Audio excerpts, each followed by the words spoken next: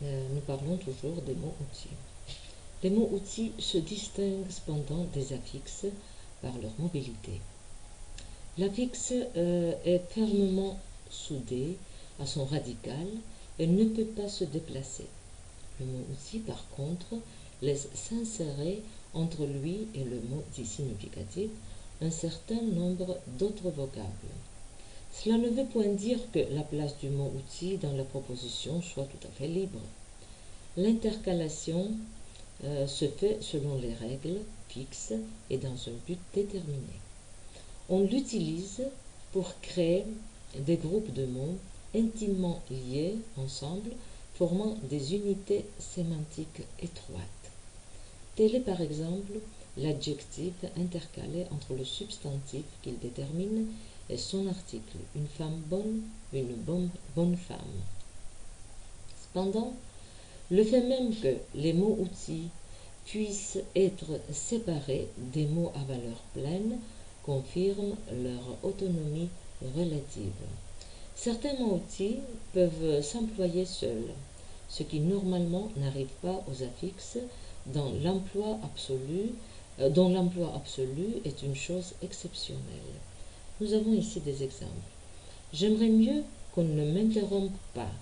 Pipa, dit le sévère critique Saturne, qu'on ne m'interrompit pas. Certains mots-outils peuvent figurer seuls dans des phrases elliptiques où le mot significatif est nettement sous-entendu. Exemple, je veux savoir si vous avez ici les cucugnaniers, les cucugnaniers, les gens de Cucugnan.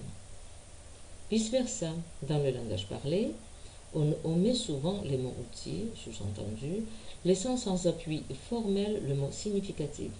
Vu, compris, content, etc. Certains mots-outils, pris seuls, n'évoquent aucune idée à part.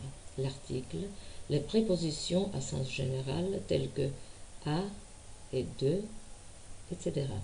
Les autres, au contraire, ont un sens assez concret et assez né, si bien qu'on pourrait même être tenté de les considérer comme porteurs de notions accessoires, fort déformées.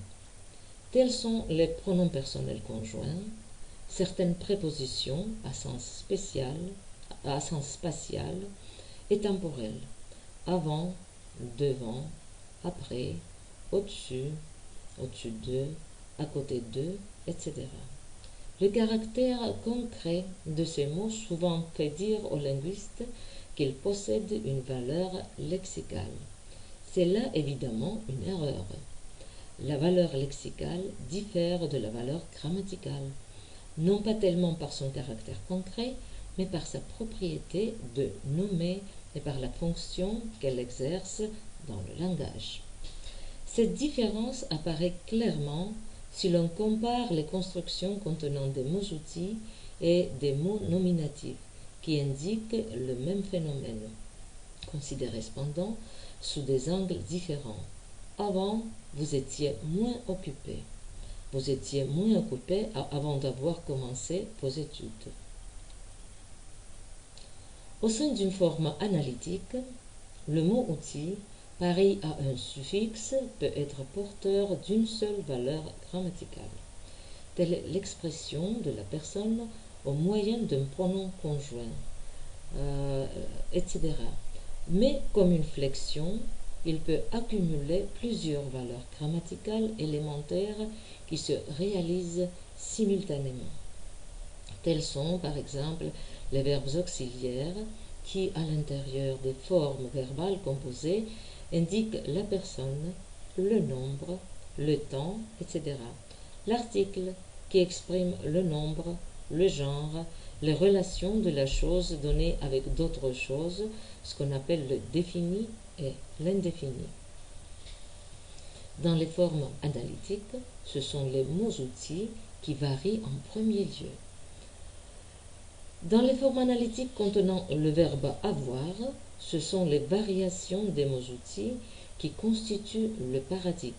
J'ai parlé, tu as parlé, il a parlé, etc.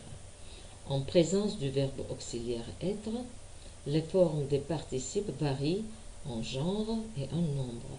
Elle est morte, elles sont mortes. Dans les groupes des mots formés par des substantifs accompagnés d'articles ou de prépositions, c'est le mot outil qui se multiplie pour indiquer différents rapports du phénomène dont le concept est exprimé par le substantif.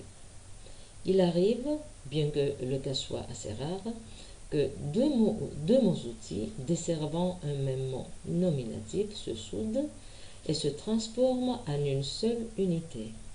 C'est le cas des articles contractés, du, des, au pluriel, qui ajoutent au faisceau des valeurs élémentaires propres à l'article défini l'expression de la valeur casuelle.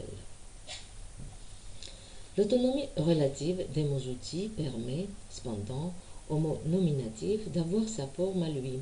Le cheval, les chevaux, tu parles, vous parlez, etc. Dans ces cas, on est généralement en présence d'une double expression de telle ou telle valeur grammaticale. Ainsi, dans les chevaux, le pluriel est exprimé deux fois. Il en est de même pour nous parlons, vous parlez. Ici, nous avons la double indication de la personne et du nombre. Il existe une opinion d'après laquelle, à côté des formes analytiques de mots, on trouve en français des mots dits analytiques. Cette fois, il ne s'agit pas des formes grammaticales d'un seul et même mot, c'est-à-dire de l'union du grammatical et du lexical.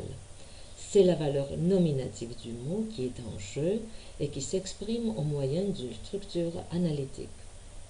Celle-ci se compose habituellement de deux ou de plusieurs mots notionnels ou bien d'un mot notionnel accompagné d'un mot outil.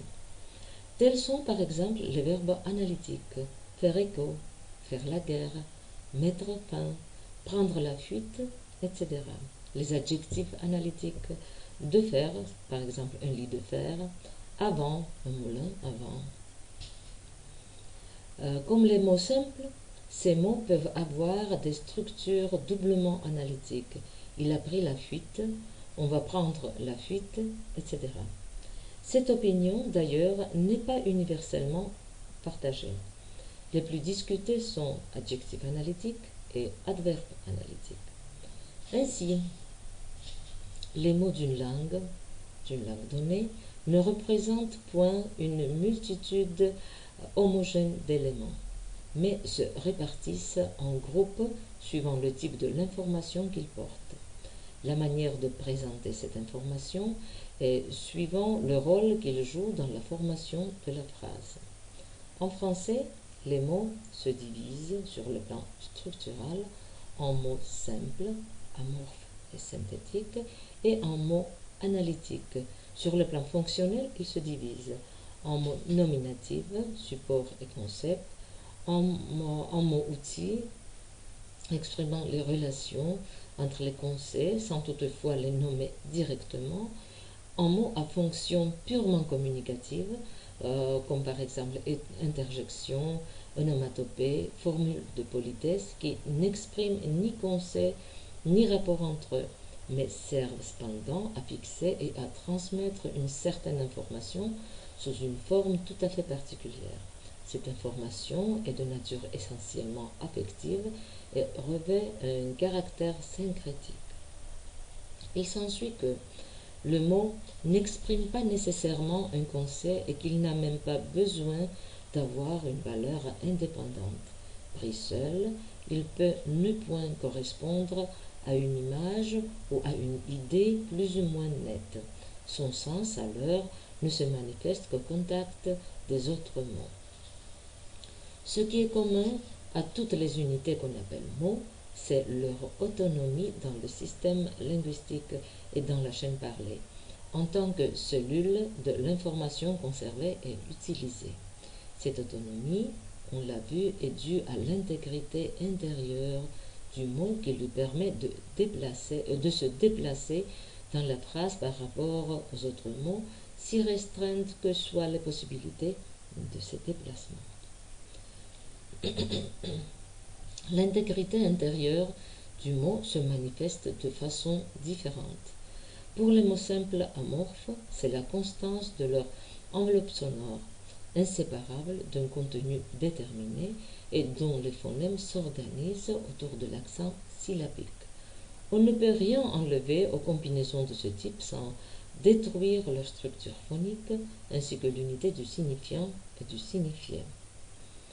L'intégrité intérieure des mots synthétiques et analytiques ainsi que des formes analytiques des mots est assurée en plus par leur structure morphologique modelée sur un patron déterminé. C'est donc l'autonomie relative qui constitue la propriété fondamentale du mot en tant qu'unité principale du langage, dont le rôle est de fixer et de classer l'information affluent du monde extérieur, afin qu'elle puisse être utilisée dans le discours. Une profonde différence qui existe entre les espèces fonctionnelles des mots ainsi que les traits communs qui réunissent les mots-outils avec les morphèmes, les affixes, d'un côté, et les mots analytiques aussi bien que les formes analytiques des mots avec les groupes des mots libres, d'autre côté, porte à croire que les mots sont des mots à un degré différent.